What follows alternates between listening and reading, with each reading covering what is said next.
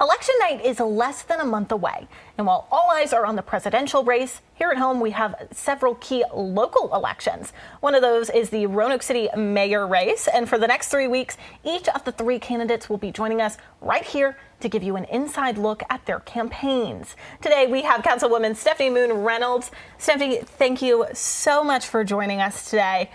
First of all, I want to talk about your career. You have been a public servant for over 40 years. You've been on council since 2021. What does your experience bring to the table? That's what it brings to the table, actually. The 46 years have brought me nothing but an adult experience in government. I have been part of that since I was 20.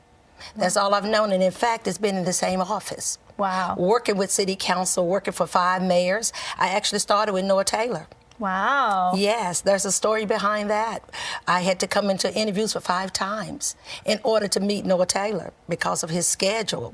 I finally met him, I got the job, and I've been on that route ever since. And so you've been on council for several years, but if you were elected as mayor, it would be pretty historic for several reasons. Not only would you be the first female mayor, you would be the first Black female mayor. Yes. What would that history mean, not only for you, but for the city of Roanoke?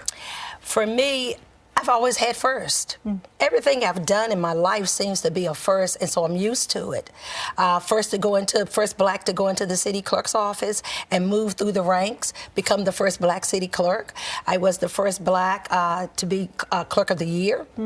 First Black to be president in the Southwest Virginia. First Black to be independent to get on council. Female. And so for me, looking at my role, I think I'll be inspiring women all over, not just Black, white, brown, all women, young girls. On my campaign trail, I met so many little girls who just felt inspired by look where I can go and who I can be. That's amazing. Yes. And so you did just bring up an interesting point. You joined council as a nonpartisan member and you're running as an independent. And we live in a very divided culture right now. Why was it that you chose to call yourself an independent instead of picking, Democrat or Republican? When I went into the city clerk's office in my role as clerk, you had to be nonpartisan. You could not get into politics. So when closer to my retirement, I kept thinking about running. And all I could think about was actually independent, because I didn't know what Republicans really did, nor what Democrats. But when I retired, and around February or so, I was talking with someone and they asked me to come over to the Democrats. I went. It just didn't fit me, but I never went to the Republicans. I just knew that where I needed to be was the voice for the people, not be for a party. So I decided to stay independent. Gotcha. And so there are a lot of issues that are being discussed that really concern the future of Roanoke. What are the main issues that you are focused on in your campaign? There's so many issues that are complex. We look at homelessness. I'm very concerned about that, have always been, because I have compassion for people.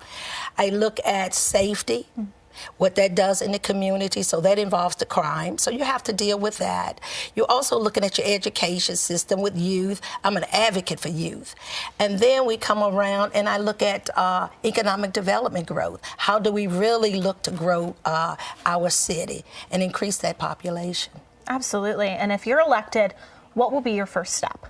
My first step will be is getting with the manager and sitting down and finding a consultant, a financial consultant, not one we have on payroll, not one that there's a contract, because we need to know what is our financial situation, what is our buying power, what are the expenditures, how much debt are we really in, and how long is it really going to take to pay off that debt. Absolutely. And Stephanie, thank you so much for joining us. I really appreciate you coming in and taking the time to discuss your campaign. And like I said, you can come back every weekend until the election to hear from the remaining 2 candidates. So join us next Sunday as candidate and former mayor David Bowers joins us in studio. Stephanie, thank you so much again. Thank you for having me.